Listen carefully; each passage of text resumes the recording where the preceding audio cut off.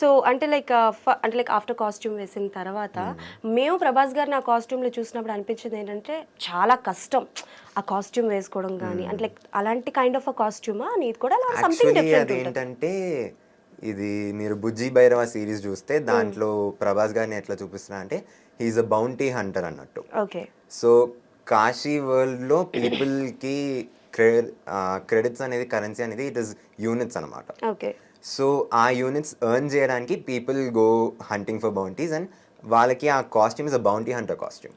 Okay so Prabhas garu పెద్దగా అయినాక వచ్చే కాస్ట్యూమ్ అది. నా కాస్ట్యూమ్ ఏంటనేది మీరు సినిమా చూసి తెలుసుకుంటారు.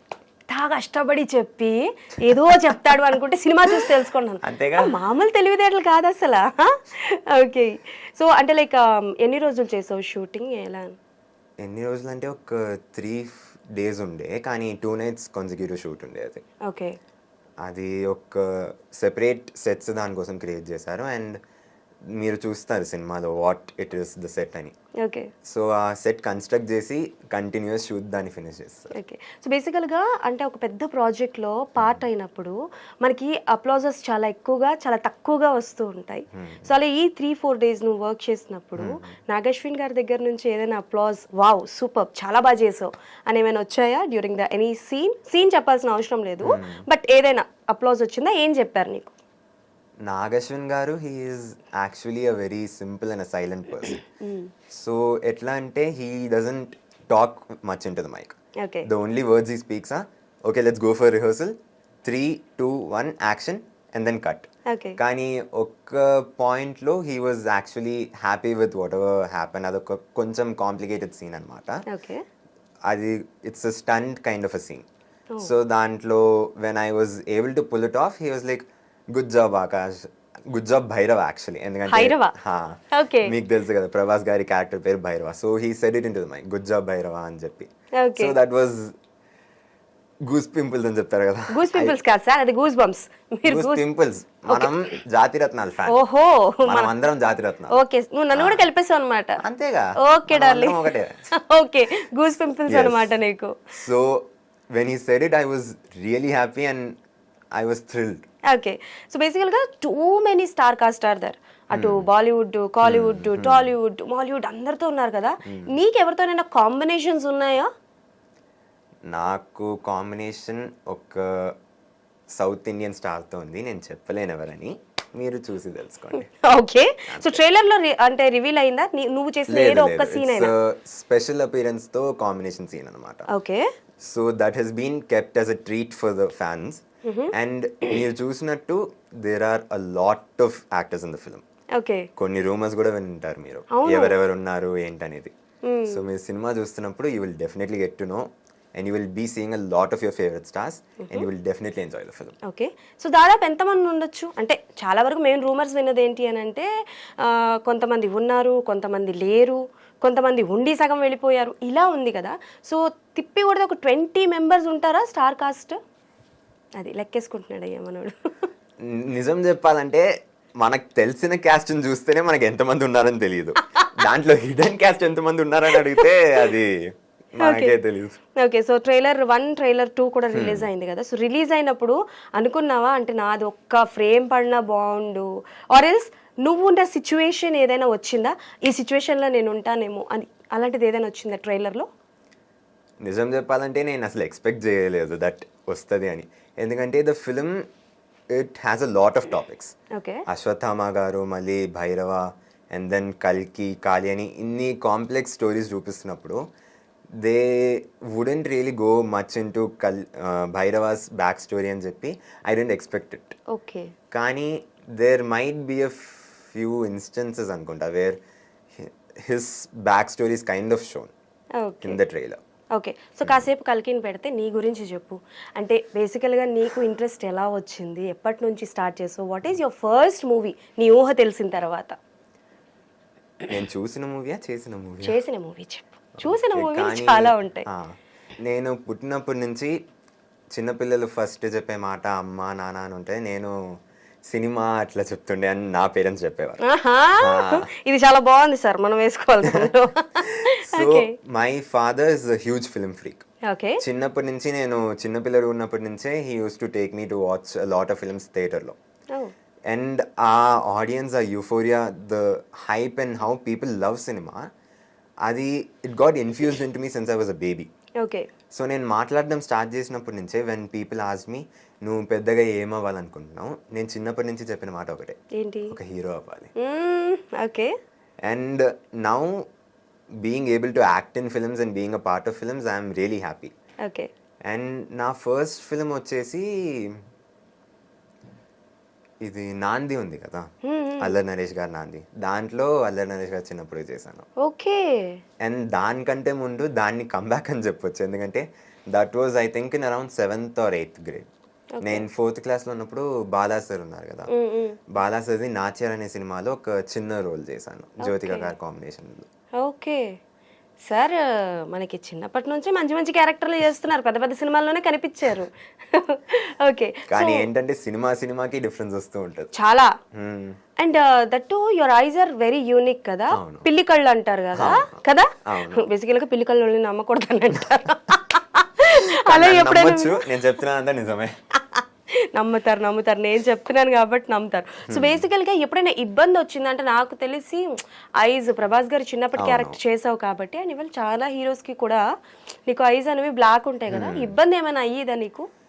యాక్చువల్లీ ఏమైందంటే కల్కి షూట్ వెళ్ళినప్పుడే అప్పుడు దే డోంట్ రియలైజ్ నాకు పిల్లికలు ఉన్నాయని చెప్పి. సో షూట్కి వెళ్ళాక అప్పుడు వాళ్ళు చూసి వీడికి ఐ కలర్ డిఫరెంట్ ఉంది కదా అని చెప్పి అప్పటికప్పుడు వెళ్ళి బ్లాక్ లెన్సెస్ తీసుకొచ్చి we had to change it again. And ఇలా వచ్చి it has happen in almost every film I've done. ఎందుకంటే most of the films I've acted in it's like హీరోగా చిన్నప్పుడు అట్లనే ఉంటాయి. సో ప్రతి సినిమాకి బ్లాక్ లెన్సెస్ ఉంటాయి, కొన్ని సినిమాలకి బ్రౌన్ లెన్సెస్ కూడా వేపిస్తారు. ఇది ఒక కష్టం అని చెప్పొచ్చు, కానీ I love acting in films. So కష్టమైనా సరే నాకు ఇష్టమైన ఇది అని చెప్పి I love doing it. Okay. So అంటే లైక్ లెన్సెస్ పెట్టుకున్నప్పుడు అంటే ఇప్పటి వరకు యాక్షన్ సీన్స్ ఏమైనా చేసావా నువ్వు?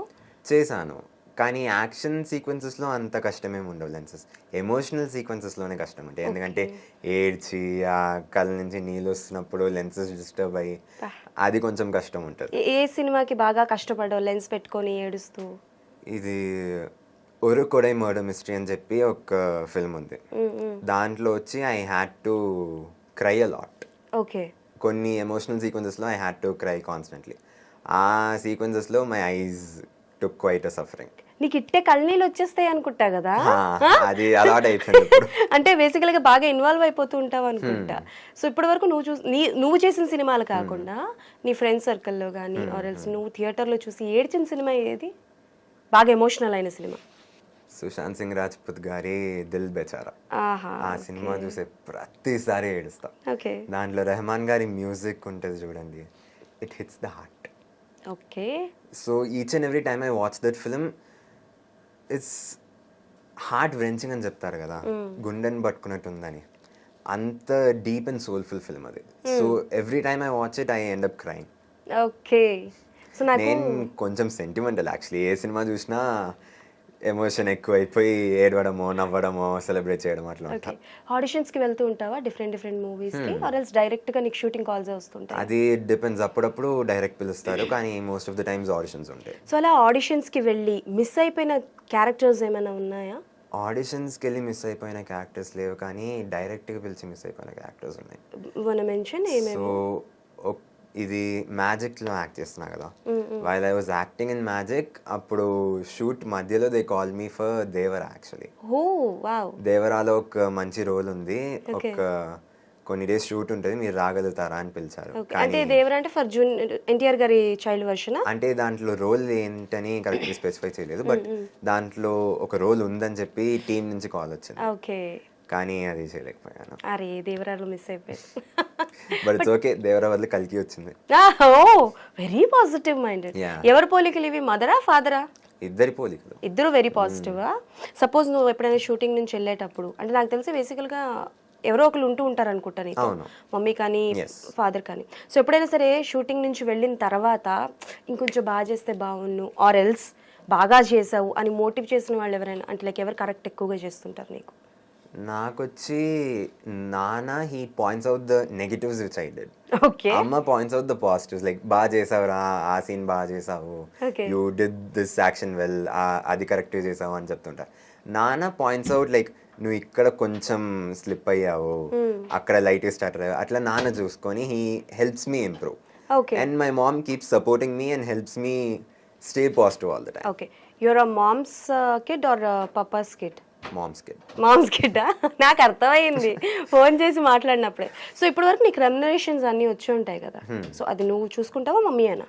అంటే నేను మైనర్ కదా, సో నాకు బ్యాంక్ అకౌంట్ లేదు, దాని గురించి అంత ఐడియా లేదు. ఓకే ఏదైనా సరే నాన్న చూసుకుంటారు యాక్చువల్లీ. డాడీ. సో నీకు ఒకవేళ అవకాశం వస్తే, నీకు ఊహ తెలిసి నీ బ్యాంక్ అకౌంట్ వచ్చి నీకు ఫస్ట్ రెమ్యునరేషన్ వస్తే మీ పేరెంట్స్కి ఏం గిఫ్ట్ ఇస్తావు నువ్వు? What you want to gift them? I want to gift my mom a sari or some kind of jewellery, ఒక నెక్లెస్ అయినా సరే అట్లా something. Okay. And I love to gift my dad either ఒక కొత్త బైక్ అయినా సరే or new clothes for him too. Okay. either like a dhoti and a shirt, and I'd like to see them happy. ఎందుకంటే no matter what a gift is, the best thing is seeing your parents happy. Hey that's true.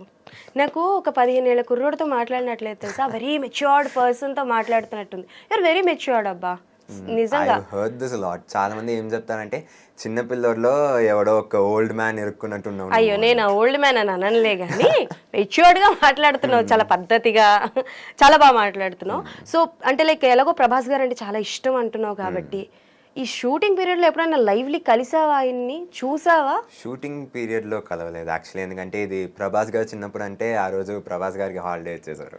అయ్యయ్యో ఏమి sir మీరు, నాగేశ్వన్ గారు ఎంత పని చేశారు పాపం, బిడ్డను ఒకసారైనా కల్పించాలి కదా. కానీ లక్కీలీ ఏంటంటే as I told you I'm a huge fan of the film కల్కి 289880. సో దానివల్ల I manage to get tickets for the Bujji launch event. ఓ అక్కడ వెళ్ళి I got in to the ముందుకెళ్ళి I got to see Prabhas garu okay face to face. అది it was a wonderful experience. Okay బుజ్జిది reveal చేసి when the car came in and once he hit all the riders and got out, it was crazy కదా, goose pimples అసలు మామూలు కాదు. అవును బుజ్జికి నీకు combination ఉంటుందా మరి? లేదు లేదు, అది ఆయన పెద్ద అయ్యాక అది బుజ్జి భైరవ షోలో చూపిస్తారు కదా. Bhairava actually meets Bujji only after he పెద్ద అయిన తర్వాత. ఆహా చిన్నప్పుడే బుజ్జిని కలిసి ఉంటే బాగుండేది కదా, మాకు మరింత కంటెంట్ వచ్చేది.